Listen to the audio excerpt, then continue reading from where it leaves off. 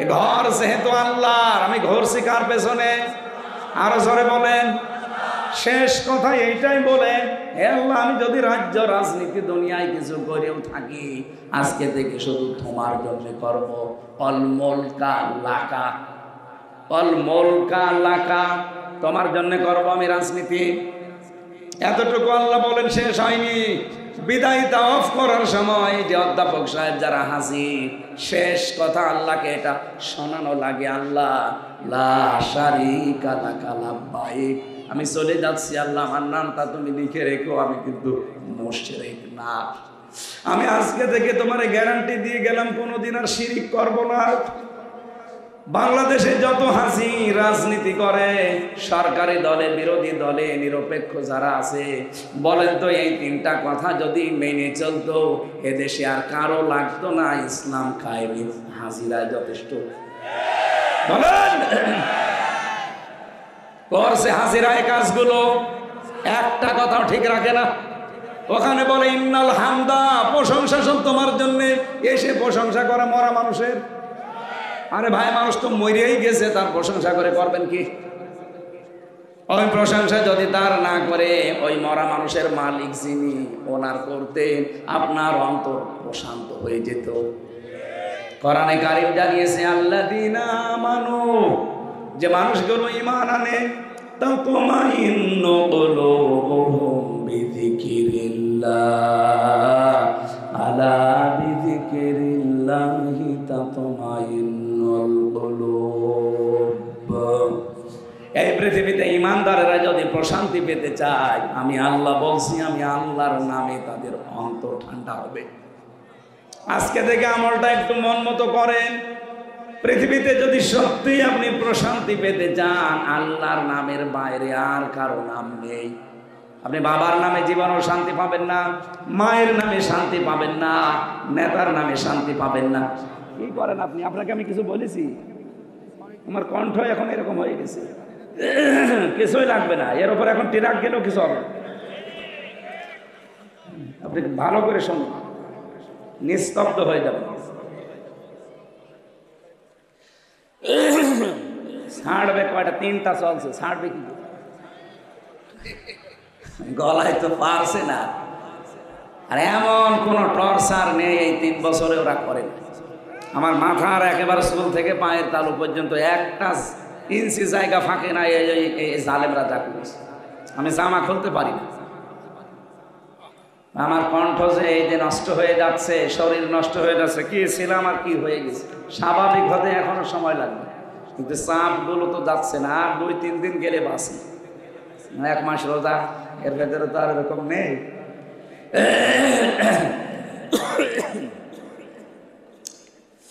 ঝিনাইদহবাসী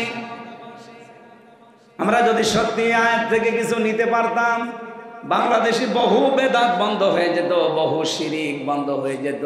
কত মানুষ আল্লাহর নামের পরিবর্তে ডাকে শালি বাবা, কেল্লা বাবা, ফতে বাবা, ন্যাংটা বাবা, খাজা বাবা, ডাকে না? বলেন বলেন। এখানে অনেক আলেম আছে। পৃথিবীতে 3টা অপরাধের শাস্তি আল্লাহ ডবল ঘোষণা দিয়েছে। পৃথিবীর অন্য কোন অপরাধের শাস্তি ডবল হবে না, কিন্তু এই 3টা অপরাধ যারা জড়িত থাকবে তাদের শাস্তি হবে ডবল। 1 নম্বরে,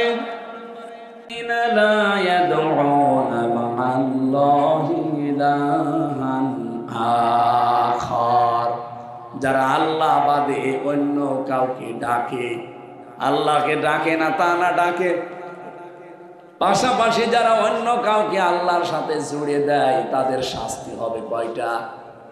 2টা। বলেন বলেন।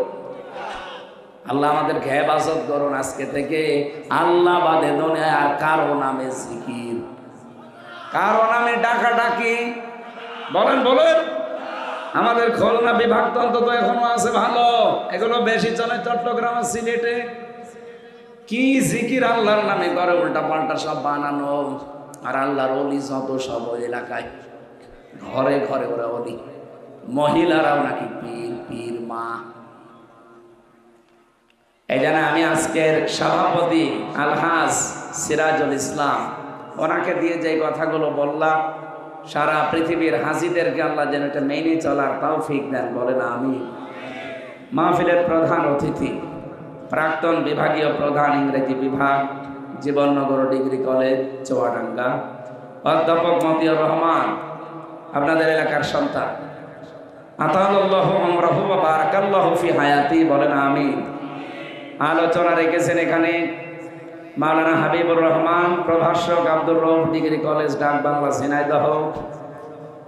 আলোচনা রাখলেন আপনাদের এখানে সাবেক উপজেলা চেয়ারম্যান, টরসাদপুর, ঝিনাইদহ, বিশিষ্ট ইসলামী চিন্তাবিদ মাওলানা তাজুল ইসলাম, শ্রদ্ধাভাজন বড় ভাই, দামাত বারকাতুহুমুল আলিয়া, বলেন আমিন।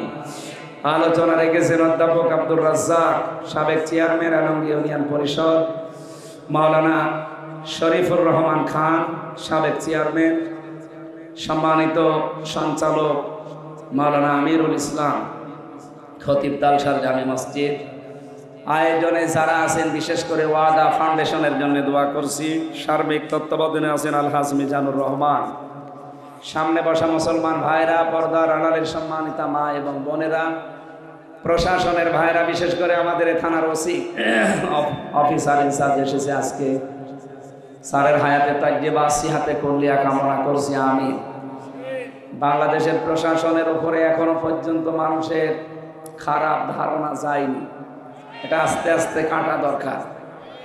15.5 বছর ওনারা লাঠিয়াল বাহিনী হিসাবে ব্যবহার হয়েছিল অনেকেই, এই তাদের কারণে পুরা বিভাগটা এখন কালার হয়ে আছে জাতির কাছে। ওনাদের যে ডিউটি, আমি তো নিজে দেখেছি, 8 ঘন্টা 10 ঘন্টা না, 24 ঘন্টার 24 ঘন্টায় ডিউটি। নবীজি জানিয়েছেন 2টা চোখ আল্লাহ জাহান্নামে দেবে না। একটা যারা রাতের বেলা আল্লাহর ভয়ে কান্নাকাটি করে, 2 নম্বরে যারা জনগণকে পাহারা দেওয়ার জন্য রাত জেগে থাকে। ওনাদের ভেতরে যেহেতু দ্বিতীয়টা আছে, ওনাদের পুরা দায়িত্ব যেন আল্লাহ ইবাদত হিসাবে মঞ্জুর করে। প্রশাসনে যারা আছেন, সে বিডিআর হোক, আর্মি হোক, পুলিশ হোক, যারা প্রশাসনে আছেন, এ চাকরিটা শুধু চাকরি না, এটা একটা ইবাদত, আর এটা সর্বোত্তম ইবাদত। কি কথা বলেন না কেন? কুনতুম খায়রা উম্মাতিন উখরিজাত লিন-নাস, আল্লাহ বলেন আমি তোমাদেরকে উত্তম জাতি বানিয়েছে। তোমাদের উত্তম হওয়ার কারণ কি? তোমরা মানুষের উপকার করবে। মানুষের উপকার সবচাইতে বেশি করার জায়গা প্রশাসন থেকে, কারণ ওদের জান, মাল, ইজ্জত, আবরু হেফাজতের দায়িত্ব সরকার দিয়ে দেয়। আল্লাহ রাব্বুল আলামিন এই বাহিনীটার উপরে আগের যে অবস্থা ছিল ওই অবস্থায় যেন ফিরে যায়। এবং যারা দায়িত্বে আছে, আগামীতে আমার মনে হয় প্রশাসনে, বিশেষ করে পুলিশ প্রশাসনে যারা আছে, তাদের বিভাগটা আলাদা করে দেওয়া দরকার। ওদের আইজির কথা মতো চলবে তারা, কোনো নেতা খেতার কথা মতো চলতে গেলে আবার অফিসার শুরু হবে। আমরা চাই সামনে যারা দায়িত্বে আসবে ওরা যেন আলাদা করে দেয় ওদের। ওরা যদি সঠিকভাবে কাজ করতে পারে, হাত পা খুলে দিয়ে, এদেশে আবার শান্ত হয়ে যাবে ইনশাআল্লাহ।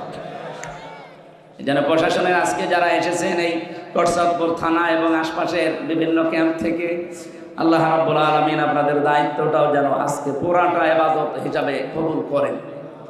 পর্দার আড়ালে যারা বসে আছেন সম্মানিত মা এবং বোনেরা, প্রাণপ্রিয় ঝিনাইদহবাসী, এলাকায় আমার ভাইরার বাড়ি, এই পাশে 2-3 কিলো দূরে জগদীশপুর, খালিদ সাইফুল্লাহ, সবাইকে নিয়ে আমি আল্লাহর দরবারে শুকরিয়া জানাই, যিনি আমাদেরকে কোরআন শোনার একটা মন দিয়েছেন।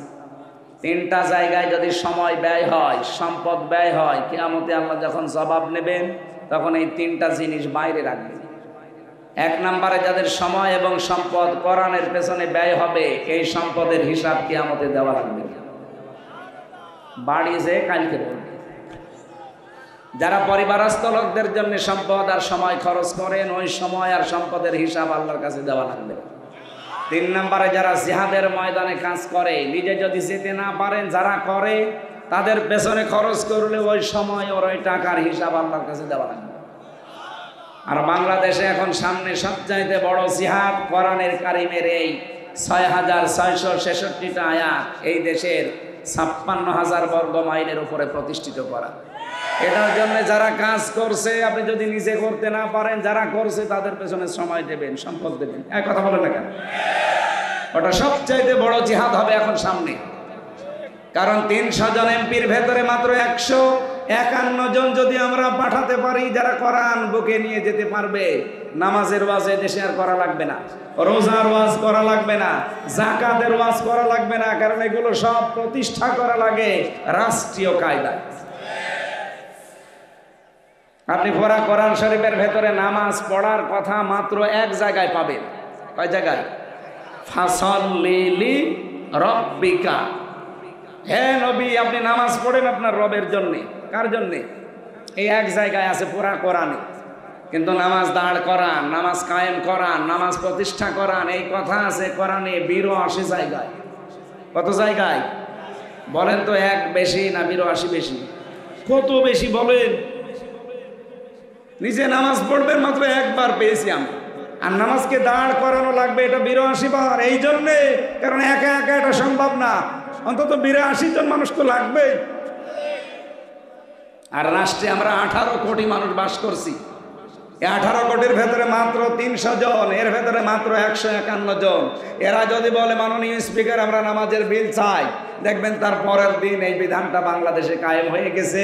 আপনার আর ওয়াজ করা লাগবে না, ভাই সলিমদ্দি চলো নামাজ পড়তে যায় না, ও নামাজ পড়তে বাধ্য হবে, ওর বাপ পর্যন্ত। নামাজের বিলটা কায়েম যদি হয়, আপনি হয়তো একটা ভোট দিয়েছিলেন যাকে, সেই লোকটা যদি সংসদে যে এই বিলটা কায়েমের পক্ষে কথা বলে, 18 কোটি মানুষ নামাজ পড়বে, আপনি একটা ভোট দেওয়ার কারণে 18 কোটি মানুষের নামাজের সওয়াব পাবেন। এইটা অনেকে বুঝে ফেলেছে, এই জন্য বলে হুজুর এটা রাজনীতি। এটা রাজনীতি হয় কি করে? এই কথাটা রাজনীতি হয় কি করে? আমি এক ওয়াক্ত নামাজ পড়ি 18 কোটি মানুষের নামাজের সওয়াব পাবো, এটা রাজনীতি হয় কি করে? এটা তো সাদগায়ে জারিয়া। বলেন, আমাদের দেশে আমরা গোনায়ে জারিয়া বুঝি না, অনেকে সাদগায়ে জারিয়াও বুঝি না। আমি একটা সিনেমা তৈরি করলাম, এর ভেতরে অশ্লীল দৃশ্য যা থাকবে, যত মানুষ দুনিয়ায় দেখবে, এরপরে আবার কপি হবে, আবার দেখবে, এরপরে আবার কপি হবে, আবার দেখবে। এটা যদি কিয়ামত পর্যন্ত চলতে থাকে, আপনি কিয়ামত পর্যন্ত কবরে গোনায়ে জারিয়া পেতেই থাকবেন। এগুলো সব ফ্ল্যাক্সি লোড হয়ে আর বিকাশ হয়ে যাবে। এখন যদি বলেন হুজুর আমার বিকাশ নাম্বার খোলা নেই, এমনি খুলি, ও পাসপোর্ট সাইজের ছবিও লাগবে না, ও ভোটার আইডি কার্ডও লাগবে না, এমনি বিকাশ খুলে যাবে, আর খালি বসে বসে পাবে। ওই সিনেমায় যত কিছু হয়েছে, যত মানুষের চরিত্র ধ্বংস হয়েছে, মানুষের পরিবার নষ্ট হয়েছে, আপনি কবরে বসে বসে কিয়ামত পর্যন্ত এই গোনায়ে জারিয়া পেতেই থাকবে। এটাকে আমি বানালাম? বলেন বলেন। সূরা নিসা 5 নাম্বার পারার 10 নাম্বার পৃষ্ঠা 11 নাম্বার লাইনের, এটা 85 নাম্বার আছে, আয়াতে আছে মাইয়াশফা শাফাআতান হাসানাতান ইয়াকুল লাহু নাসীবুম মিনহা ওয়া মাইয়াশফা শাফাআতান সাজ্জিয়াতান ইয়াকুল লাহু কিফলুম মিনহা ওয়া কানা আল্লাহু আলা কুল্লি শাইইন মুকিতা। বলেন আল্লাহু আকবার। আরো অ্যাক্টিভ ভাবে শুনবেন, আর শিক্ষাগুলো এখান থেকে জীবনে বাস্তবায়নের সিদ্ধান্ত নেবেন। আল্লাহ পাক বলেন, কোনো মানুষ যদি একটা ভালো কাজ করে, ওই ভালো কাজে কেউ যদি সহযোগিতা করে, ও লোকটা ভালো কাজ করে যা পাবে, আপনি শুধু নাড়াচাড়া দিয়ে সেই সওয়াব পাবেন। সিস্টেম অপর পৃষ্ঠায় দেখুন, কোনো মানুষ যদি অন্যায় কোনো কাজ করে, এই অন্যায় কাজ করে লোকটা সেই অপরাধী, আপনি শুধু সাহায্য করে একই অপরাধী। বলেন, এটা রাজনীতি মনে করে আপনি চলে যান কোন কারণে? আমরা তো চাই এদেশে কোরআনে কারিমের বিধানটা কায়েম করতে, এটা আপনার কাছে রাজনীতি মনে হয়ে যায়, আর আপনি যেটা করছেন ওটা তো পুরাই দুর্নীতি। এটা পুরা দুর্নীতি না? আগামী থেকে এই দুর্নীতি এদেশে আর হবে না। আন্তর্জাতিক যে বিভিন্ন বিষয়গুলো এখন ষড়যন্ত্র চলছে, আশা করছি আল্লাহর দিকে তাকে এগুলো মিটে যাবে। কি? হ্যাঁ, ওরা চায় না দুনিয়ায় কেউ যে দেশে ইসলাম কায়েম হোক, কিন্তু আল্লাহ যদি চায় সবগুলো কিন্তু পানির মতো হয়ে যাবে ইনশাআল্লাহ। আগস্টের 5 তারিখের পর থেকে আজকে ফেব্রুয়ারির 25 তারিখ পর্যন্ত 27টা ষড়যন্ত্র করেছে আমাদের এই প্রতিবেশীরা, একটাও হালে পানি নেয়নি, সব নস্যাৎ হয়ে গেছে। গত 3 দিন আগে যেটা করেছে, এটা রাখাল রাহাকে দিয়ে আমার নবীকে গালি দিয়েছে। ওরা মনে করেছিল এই দেশের মানুষ উত্তেজিত হয়ে ওকে মেরে ফেলবে, আর এইটা আমরা বিশ্বের মিডিয়ায় দেখাবো যে বাংলাদেশে জঙ্গি বলে গেছি, এদেশের মানুষ পাগল ভালো হয়ে গেছে। আমরা প্রতিবাদ যতটুকু জানানোর জানিয়েছি ইমানের দাবির কারণে। আর আমরা এটাও চাই যারা দায়িত্বে আছেন, আপনি দুইজন নবীর নাম নিয়ে আসেন, ডক্টর মোহাম্মদ ইউনুস, একটা মোহাম্মদ আর একটা কি, কয় নবীর নাম? দুই নবীর নাম নিয়ে বসে আছেন। আমাদের নবীকে যদি সত্যি কেউ গালি দেয়, অসম্মান করে, শুধু আমার নবী না, যে নবীকে যদি কেউ ছোট করে আমরা চাই তার মরণ, মৃত্যুদণ্ড করে দেওয়া লাগবে। কথা বলেন না কেন? এটার পক্ষে আমরা আছি না? লিল্লাহে তাকবীর। দেখেন তো হাত তোলেন কে? ঠিক আছে, আলহামদুলিল্লাহ। আরে ভাই, এটা তো ভিডিও হচ্ছে, এখানে ফেরেশতারাও করছে। কিয়ামতে যদি কিছু আপনার ভালো না লাগে, আল্লাহ অন্তত আল্লাহ যেন এটা দেখায় যে আমি নবীর সম্মানের পক্ষে ছিলাম। হযরতে ওমর এটা বলছে আমি শিক্ষার জন্য, এদিকে তাকান, তার ছেলেটাকে মাদ্রাসায় দিয়ে আসলেন। খলিফাতুল মুসলিমিন, তিনি দেশের প্রেসিডেন্ট। ওই জামানায় যিনি প্রধান বিচারপতি ছিলেন, তার সন্তানও একই মাদ্রাসায় দিয়েছেন। হযরতে আলীর সন্তান হোসাইন এরকম টেবিলের ওপরে ক্লাস, খালি বই কলম ফেলে দেয় আর বলে তুলে দাও। একবার, দুইবার, তিনবার তুলে দিলেন। তিনবার তুলে দেওয়ার পর উনি রেগে গেছেন, কারণ প্রেসিডেন্টের ছেলেটা আলাদা গরম থাকে। ডাক দিয়ে বলে, হোসাইন বারবার কলম ফেলে দাও, আমারে তুলতে বলো, আমি কি তোমার চাকর নাকি? ইমাম হোসাইন বলেই ফেলেছেন যে আপনি আমার চাকর না, আপনি চাকরের বাচ্চা, চাকর। গেছে রেগে যে কি বললেন, আমার বাবাকেও গালি দিলেন। আপনার বাবাকে জিজ্ঞাসা করেন গিয়ে। বাড়িতে গিয়ে বলছে, আব্বা আমি আর মাদ্রাসায় যাব না, আমারে ছোট করেনি, বন্ধুদের সামনে তোমারেও গালি দিয়ে ছোট করেছে, আমরা নাকি খাদেমের বাচ্চা, চাকরের বাচ্চা। হযরতে ওমর কিন্তু বিচক্ষণ মানুষ, কথা শোনার পরে বুঝে ফেলেছেন। ডাক দিয়ে বলে, বিচার করব কিন্তু জমার দিন। খুতবা দিচ্ছিলেন তিনি, যেহেতু খতিব, হঠাৎ আলোচনা বন্ধ করে দিলেন। ডাক দিয়ে বলেন, হোসাইন আছো এখানে? বলে হ্যাঁ। এদিকে আসো। তুমি আমার ছেলেকে ভরা মজলিসে ক্লাসে গালি দিয়েছো চাকরের বাচ্চা, চাকর বলে, গোলামের বাচ্চা, গোলাম বলে। হ্যাঁ দিয়েছি। কেন দিলে? ইমাম হোসাইন ডাক দিয়ে বলে, খলিফা ওকে হাত দিয়ে বলেন তো, আপনি কি আমার নানার খাদেম ছিলেন না? হযরত ওমরের কথা বন্ধ হয়ে গেছে। উনি বলে, আমি তো এভাবে কোনোদিন চিন্তা করি নাই। তুমি যে কথাটা বললে এটা কি লিখে দিতে পারবা? কাগজ নিয়ে আসেন। খেজুরের পাতা নিয়ে এসেছে, উনি লিখে দিলেন, ও মার আমার নানার খাদেম ছিল, আমি দেখেছি, আমার নানার খেদমত করছে। খাদেমকে আমি খাদেম বলবো না, কি বলবো? ইতি হোসাইন ইবনে আলী লিখে দিলাম। হযরতে ওমর কাগজটা হাতে নিয়ে চমা খেলেন। ডাক দিয়ে বলে, নবীর সাহাবীরা, বিচার হয়ে গেছে। ছোট মানুষ আব্দুল্লাহ তো বোঝে না, বলে, বাবা তুমি তো বিচারই শুরু করলে না, হয়ে গেল কি করে? হযরত ওমর বলে, সন্তান, যে বিচার করেছি দুনিয়া না আখিরাতেও কাজে লাগবে। আমি যখন মারা যাব, এই কাগজটা আমার কাফনের ভেতরে দিয়ে দিও।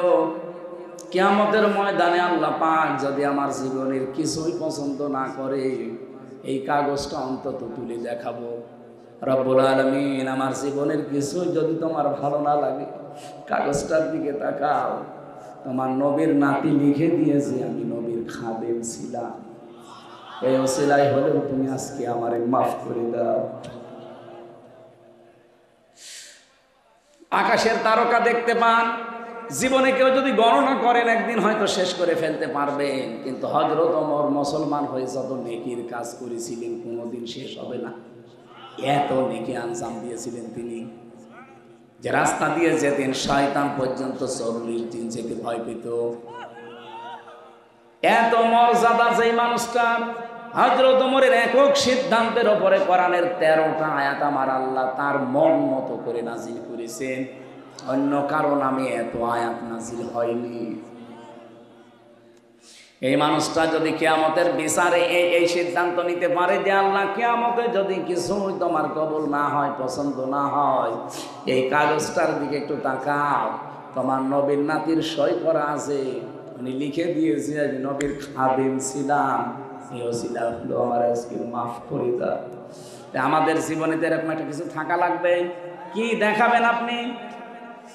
হাল্লাকা সিররুন ইনদাল্লাহ বাইনাকা আনতা ওয়া বাইনাল্লাহ, হাল্লাকা সাদাকাতুন তাখফা লা ইয়ালামুহা ইল্লাল্লাহ।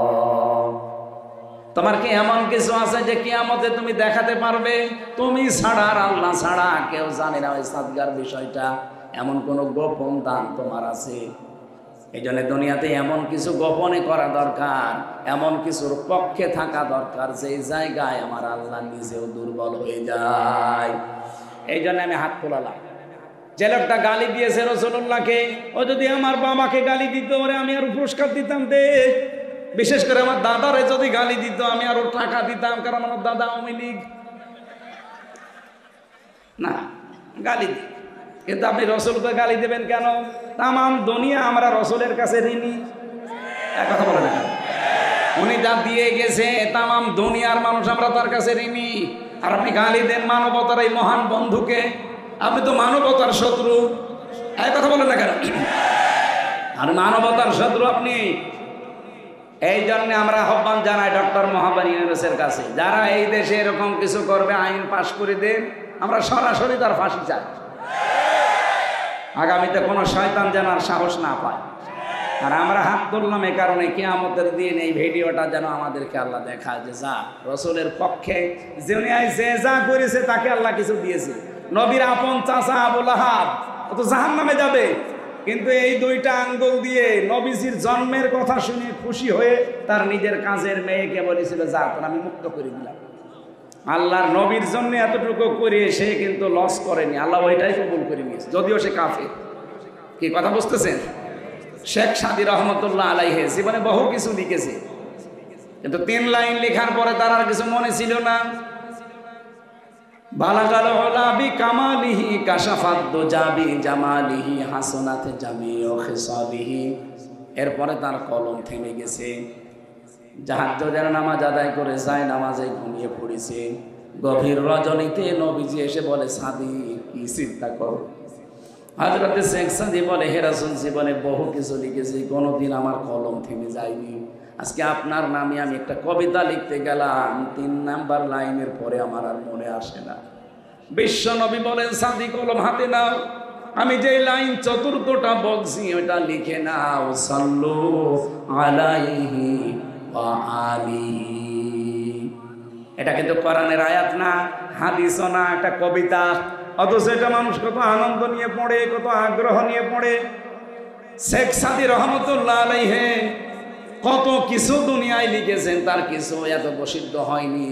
অথচ রাসূলুল্লাহর নামে শুধু 3 লাইন লিখে তিনি আজ বিশ্ববিখ্যাত হয়ে আছেন। আমরা আবার আহ্বান জানাচ্ছি, এই দেশে কিয়ামত পর্যন্ত যেন কেউ বিশ্ব নবীকে অপমান করতে না পারে। আপনার গালি দেওয়ার দরকার হলে আমার বাবারে গালি দেন, আমার দাদারে গালি দেন, এই কথা বলেটা কেন? উনি সুপারিশ করা ছাড়া, ওনার সিগনেচার ছাড়া কেউ জান্নাত যেতে পারবে না। আপনি যত বড় ইমানদার হন আর যত বড় ক্ষমতাধর হন, মরে যাবেন, নবীজি বলেন যদি হাত আমি লিখে দিলাম এটা জান্নাত, আপনি পাবেন। উনি যদি বলেন না আমার সিগনেচার নেই, আপনি যত বড় পীরের মুরিদ হন, আপনি জাহান্নাম। কথা বলেন। আশা করছি আমি ইঙ্গিত দিলে আপনি বুঝে ফেলেছেন। আজকে থেকে দলমত এই জায়গায় অন্তত আর দেখবেন না যে না ওটা জামাত ইসলামের নবী, আমার না। আপনাকে কি কবরে রাখার সময় ওই কথা বলা হয়? তখন তো ঠিকই বলি বিসমিল্লাহি ওয়া আলা মিল্লাতি রাসূলিল্লাহ বলা হয়। জামাত ইসলামের লোক মরে গেলে যেই দোয়া, আপনিও মরে গেলে ওই দোয়া, কিন্তু রাসূলুল্লাহর ক্ষেত্রে কোনো পার্থক্য। এই জন্য আমরা এই জায়গায় যেন এক থাকি।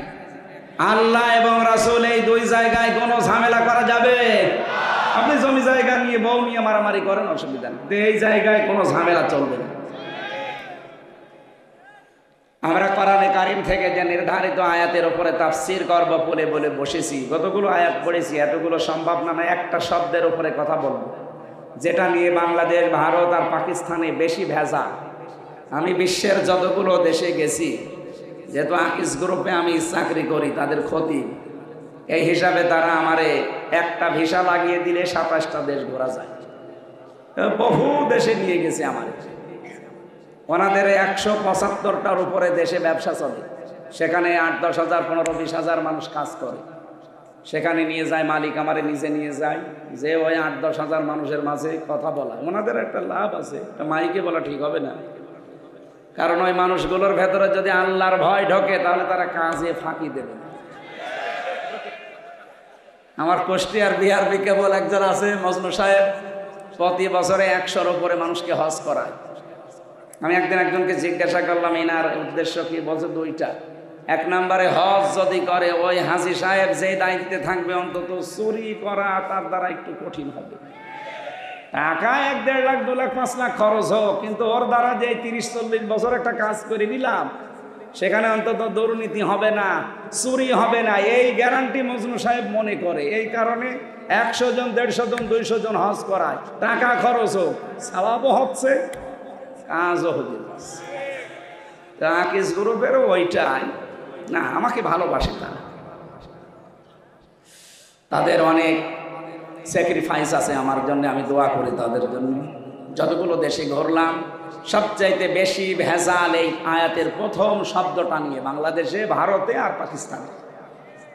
একেবারে প্রদেশ প্রদেশ ঘুরে ঘুরে আমি দেখেছি, ভারতের কোনো জায়গা আমার বাদ নেই, সব প্রদেশে ঘুরে ঘুরে দেখে দেখলাম এইটা নিয়ে ঝামেলা।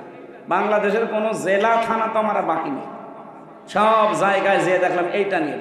পাকিস্তানে যত জায়গায় সব ভেজাল এইটা নিয়ে। আজ এই ভেজাল নিরসন করা দরকার।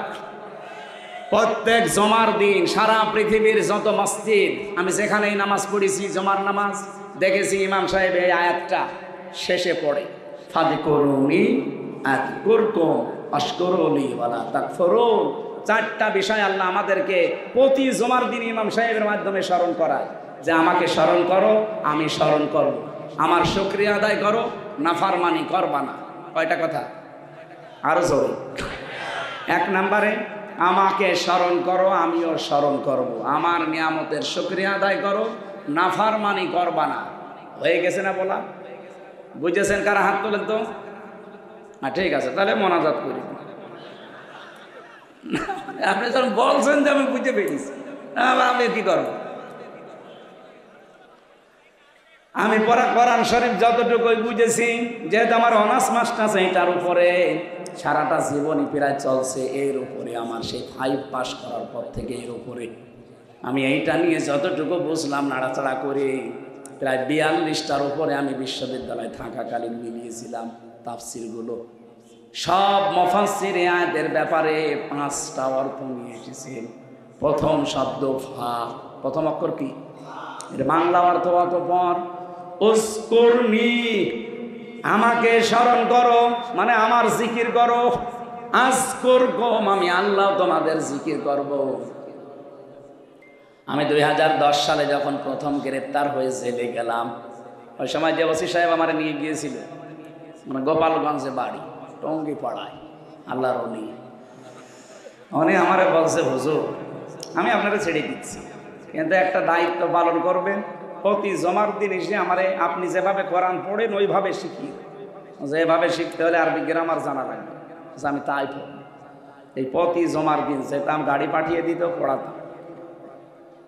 ওর পরের বছরে 11 সালে একটা আলোচনা করেছিলাম জিকির এই শব্দ নিয়ে, কারণ বিশাল ভেজাল লেগে আছি সারা বাংলাদেশে, যে যেভাবে পারে খালি জিকির। বিভিন্ন দরবারে যাবেন, কি দেবে বলেন বলেন, অথচ এটা যে একটা ইবাদত, এটা যে একটা ইবাদত কিভাবে করা লাগবে, কয়টা শব্দ দিয়ে করা লাগবে, অবশ্যই আল্লাহ কোরআনে এবং নবীজির মাধ্যমে দিয়েছেন, কারণ ইবাদত হলে তো দেবে। কি কথা বলেন না কেন? উনি 11 সালে জিকিরের উপরে আমি 1 ঘন্টা 55 মিনিট আলোচনা করেছিলাম, পুরাটা শুনেছি।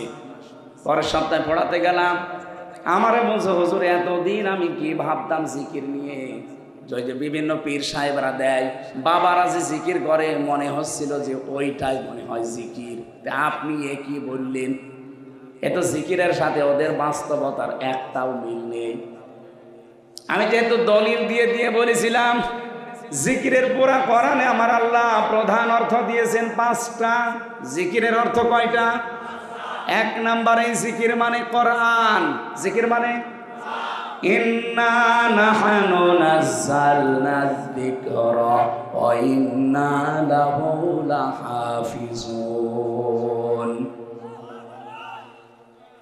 এটা সূরা হিজরের ভেতরে 9 নম্বর আয়াতে আছে। আল্লাহ বলেন এই জিকির আমি আল্লাহ নাজিল করেছি, আর এই জিকিরকে সংরক্ষণের দায়িত্ব আমি আল্লাহ নিয়েছি। তাহলে জিকিরের প্রথম অর্থ কোরআন। আপনি যদি জিকির করতে চান কি পড়া লাগবে? আরো জোরে বলেন। এটা কি বুঝেছেন? জিকির মানে কি? এর চাইতে আর অন্য কোনো জিকির করার দরকার আছে? জিকিরের 2 নম্বর অর্থ, জিকির মানে উপদেশ। কোরআনে কারীম জানিয়েছে ফাযাক্কির বিল কুরআনি মাই ইয়াখাফু ওয়াঈদ। এটা সূরা কফের ভেতরে আছে। এটা 26 নম্বর পারা 19 নম্বর পৃষ্ঠা 13 নম্বর লাইনের 50 নম্বর আয়াত, কোরআনে কারীমের 45 নম্বর সূরা। এটা রব্বুল আলামিন বলেন ফাযাক্কির, হে নবী আপনি উপদেশ দেন, বিল কুরআনি, যাকে উপদেশ দেবেন আপনার পুরা উপদেশ হবে কোরআন কেন্দ্রিক। কি হবে জানেন আপনি? মাইয়া খাফু ওয়াঈদ, so admonish and or by the holy Quran him who fresh my thread দিয়েছেন। যাদের অন্তরের ভেতর আল্লাহর ধমকের ভয় আছে, কোরআন দিয়ে উপদেশ দিলে দেখবেন কিছু না কিছু তাদের কাজ হচ্ছে। আপনি বাবার জীবনে সারা জীবন বসে বসে শোনাবেন, কিচ্ছু হবে না। যখন শুনবে ভালো করে শুনবে, যেই বাড়ি চলে যাবে ভুলে যাবে। কিন্তু কোরআনে কারীম দিয়ে কেউ যদি আলোচনা করে, উপদেশ দেয়, এই যে শোনায় সোহাগা ছিটিয়ে দিলে যেরকম হয়, আল্লাহ বলেন এরকম হবে। স্বর্ণকে সারা জীবন চালাবেন, জীবনও গলাতে পারবেন না। কি কথা বলছেন এখানে? পরপর সোহাগা ছিটিয়ে দিলে পানির মতো গলে যাবে। মানুষের অন্তর আমার আল্লাহর কুদরতি হাতে। আপনার ওই বাবা কি করেছে, দাদা কি করেছে, সারা জীবন বলবেন, শুনবে, বাড়ি যাওয়ার আগে ভুলে যাবে। কিন্তু কোরআনে কারীম দিয়ে যদি অন্তরে আঘাত করতে পারে, যত কঠিন অন্তরের মানুষ অনুরোধ হয়ে যাবে। এই জন্য আজকে থেকে আমাদের পুরা আলোচনা হবে কোরআন কেন্দ্রিক। কারো উপদেশ শুনতে চাইলে কিসের উপদেশ শুনবেন? আরো জোরে বলেন। কোরআনের উপদেশ শুনতে হলেও আপনার যোগ্যতা থাকা লাগবে। কারণ বাংলাদেশে বহু জায়গায় আয়াত পড়ছে, চলে যাচ্ছে ব্যাখ্যা করতে গিয়ে নিজের মন মতো। এই যে আমার তাহেরি ভাই যেটা করে বলেন তো, তাফসির মাহফিলে, ওয়াজ মাহফিলে আজিমুস শান বিশাল কিছু লিখে উনি আয়াতও পড়ে। কয়েকদিন আগে আমি ব্রাহ্মণবাড়িয়া ছিলাম পাশে, ওনার থেকে মনে হয় খুব বেশি হলো 8 কিলোমিটার দূরে। উনি আলোচনা করছে কুল হুয়াল্লাহু আহাদ, হে নবী আপনি বলেন আল্লাহ এক। ঠিক আছে না? ঠিক আছে না? মানে এ পর্যন্ত ঠিক আছে না? হে নবী আপনি বলেন আল্লাহ, বলেন, আরো জোরে বলেন। এ পর্যন্ত শুনলাম। এরপরেই দেখি এবার চলে গেছে উল্টো লাইনে, বলে এই নবী কোন নবী? এটা ফাতেমার বাবা। ফাতেমা কোন ফাতেমা? হোসাইনের মা। হোসাইন কোন হোসাইন? এতক্ষণ যিনি কথা বলছিলেন না, ইমাম হোসাইন। আপনারা চেনেন ইমাম হোসাইনকে, ওনাকে কারবালায় শহীদ করা হয়েছিল। আপনাদেরকে আমি এখন হোসাইনের জীবনী শোনাবো, মাত্র 2 ঘন্টা। আয়াত পড়েছে কি আর তাফসীর হচ্ছে কি। এই জন্য আপনাকে কোরআন শুনতে হলেও আপনার কিছু যোগ্যতা থাকা লাগবে। না তো মনে করবেন সবাই তো কোরআনের কথাই বলছে, অথচ আয়াত পড়লো কি আর যাচ্ছে কোথায়। এক কথা বলেন না কেন? এরকম ওয়াজ বাংলাদেশে নেই। এই জন্য আলোচনা হবে পুরাটা কি কেন্দ্রিক। যে আয়াত দেওয়া আয়াতের যত তথ্য উপাত্ত যত কিছু আছে, টাই নক্ষত্র বের করে আপনাকে বোঝানো লাগবে। ঝিনাইদহ আলেমদের শহর, যারা বাংলাদেশের বিভিন্ন জায়গা থেকে জেলায় আসবেন, বলবেন কোরআন শরীফ হাতে নেন। এক একটা শব্দের 8টা 10টা 15 20টা অর্থ বের করেন, তাফসিরের নাম বলে বলে আমাদেরকে শোনান। ওই বাবার কিচ্ছা কাহিনী শোনার জন্য আমরা রাজ্যে বসে নেই। হ্যাঁ, বলতে পারবেন না? তাহলে কোনো ভণ্ড এসে আসতে পারবে না। জিকিরের প্রথম অর্থ কোরআন, দ্বিতীয় অর্থ উপদেশ, 3 নম্বরে জিকিরের অর্থ হচ্ছে সালাত বা নামাজ। জমার দিন আল্লাহ একটা ডাকও দিয়েছেন, ইযা নুদিয়া লিস-সালাতি মিন ইয়াউমিল জুমআতি ফাসআউ ইলা যিকিরিল্লাহ। রব্বুল আলামিন এটা সূরা জুমার ভেতরে দিয়েছেন, যখন নামাজের আযান দেওয়া হয় সব কাজ কাম বাদ দিয়ে আল্লাহর জিকিরে দৌড়াও। এখানে জিকির মানে নামাজ। জিকির মানে, আরো জোরে বলেন। জিকিরের 4 নম্বর অর্থ, জিকির মানে আল্লাহর আইন। এটা সূরা তাহার 124 নম্বর আয়াতে পাবেন, আমান আ'রাদা আন যিকরি ফাইন্না লাহু মাঈশাতান দানকা ওয়া নাহশুরুহু ইয়াওমাল কিয়ামাতি আ'মা। যে ব্যক্তি আল্লাহর আইন থেকে, আল্লাহর বিধান থেকে মুখ ফিরিয়ে নেয়, এখানে জিকির মানে আল্লাহর আইন। আল্লাহ বলেন তার জীবন আমি সংকীর্ণ করে দেই, ওর আয় উন্নতিতে কোনো বরকত থাকে না। চর্ম চোখে দেখতে মনে হবে আমার সম্পদের পাহাড় তৈরি হচ্ছে, আসবে একদিক থেকে চলে যাবে 5 দিক থেকে। এখানে আল্লাহর আইন বাদ দিয়ে, আল্লাহর বিধান বাদ দিয়ে সম্পদ আদি কামাই করতেছেন না, ওটা আপনি ধরে রাখতে পারবেন না। কত মানুষ এখানে আছে, বোনের জমি, ভাইয়ের জমি, চাচার জমি, ফুফুর জমি ফাঁকি দিয়ে জাল দলিল করে নিজের নামে লিখে নেয়। আর ওই মামলা যখন এনাদের কাছে যায় তখন ওনারা হায় হতাশ করে, হচ্ছে কি। তখন উনি যেটা অপরাধী তারা ধরে জেলে নিয়ে গেলে গালি যায় ওনারে, ওসি ভালো না, ওসি তো ভালো না, তা আপনি ভালো, আপনি যে বাবার সম্পত্তি আপনার যে ভাইকে না দিয়ে জাল দলিল করে লিখে নিলেন। কত হাজি আছে হজে যাওয়ার আগে নিজের জমি জায়গাগুলো সব ছেলের নামে দিয়ে দেয়, আর মেয়েকে বলে মা তোর জন্য দোয়া করে দিলাম। এটা একটা টাটকা নির্ভেজাল শয়তান। ওর হজ কবুল হওয়া দূরের কথা, জিদ্দার বিমানবন্দরও আসবে না। তুই দোয়া তো করবি ওর নামে, ওকে ফাঁকি দিবি কেন? আগে ওর জমি ফেরত দে। এক কথা বলেন না কেন? আপনি কি ফাঁকি দিয়েছেন? না, অনেক হাসি এরকম করে। তো আমার সাথে 16 সালে যারা ছিল অধিকাংশগুলো ছেলের নামে সব লিখে দেয়, আর বলছে মার জন্য আমি আসার সময় মেয়ের জন্য দোয়া করার কথা বলেছি, এই জন্য দোয়া করছি। আপনার জীবনেও দোয়া কবুল হবে না, আগে ওর শরিক ফেরত দেন। কারণ যারা শরিক ফাঁকি দেন, নিজের বোনকে, নিজের ভাইকে, চাচাকে, ফুফুকে, আল্লাহর কসম 2টা ক্ষতি হবেই হবে আপনার। 1 নম্বরে যখন শরিক ফাঁকি দিয়েছে ওই দিন থেকে যতদিন ইবাদত করবেন কোনো ইবাদত আপনার মাথার উপরে উঠবে না। 2 নম্বরে এই যে শরিক ফাঁকি দিয়ে যেগুলো তৈরি করে গেলেন, এই সম্পদ অবৈধ, এই সম্পদ আপনাকে আল্লাহ ভোগ করতে দেবে না। এগুলো ভোগ করার আগে আপনি পটল তুলবেন, মরে যাবেন। ওই সম্পদগুলো তখন আপনার স্ত্রী, আপনার ছেলে মেয়ে আরো অবৈধ কাজে ব্যয় করবে, সব ফিলাক্সি লড হয়ে আপনার কবরে যাবে। এইরকম পাগলামি কেউ করবেন? এখানে যারা শরীর ফাঁকি দিয়েছেন হাত তোলেন তো। এই এলাকায় এত শান্ত, ওসি থাকা দরকার কি? বাড়ি চলে যান। এই এলাকা তো একেবারে শান্ত হয়ে আছে, আলহামদুলিল্লাহ।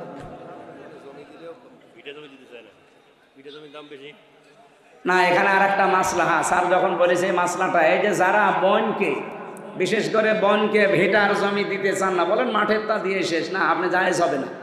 কোরআন বলছে আপনার এক ছেলে যা পাবে 2 মেয়ে তাই পাবে। আপনি মাঠেরটা হোক, দোকানেরটা হোক, আর ভিটারটা হোক, যেখানে হোক সব। এমনকি সাহাবা একরাম গ্লাস পর্যন্ত, খাবার খাওয়ার গ্লাস পর্যন্ত ভাগ করে দিয়ে দিতেন। 2টা থাকলে, 3টা থাকলে 1টা দিতেন বোনকে, 2টা রাখতেন নিজে। তারা যদি গ্লাস দিতে পারে, আপনি জমি দিতে পারবেন না। ভিটার মানে যার কারণে নামাজ পড়েন, তার কারণেই জমি জায়গাও ভাগ করা লাগবে আপনাকে। আল্লাহর বিধান বাদ দিয়ে আপনার জিকির হচ্ছে না। এদিকে তাকান। 5 নম্বরে জিকিরের অর্থ হচ্ছে স্মরণ করা। আজকের আয়াতে যে শব্দে আছে ফাজকুরুনি, আমাকে স্মরণ করো। বলেন তো জিকিরের যে 5টা অর্থ কোরআন দিয়ে বললাম, একটাও কি হো হো আছে? কোথায় পেয়েছেন ওগুলো? আলী বাবা, শাহ আলী বাবা, কেল্লা বাবা। সুতরাং আজকে থেকে এই ভণ্ডামি শিকার আর বাংলাদেশে বিশেষ করে আমাদের খুলনা বিভাগে চলবে না। কথা বলেন না কেন? আমার বিভাগে যদি ঠিক করতে না পারি, আমি চট্টগ্রামে গেলে বলবে আপনার ঠিক করে নাকি। আমি সারা বাংলাদেশের ঘর সেই বেড়াবো আর আমার ঘরেরই খেয়াল নেই, সমস্যা হবে। আপনারা আগে ঠিক হন। আশা করছি এই ভণ্ডামিগুলো বাংলাদেশ থেকে বের হবে। জিকিরের অর্থ এবার হাদিস দিয়ে পেয়েছি আমি ৯৯টা। কয়টা? আপনারা মনে হয় বিরক্ত হয়ে যাচ্ছেন।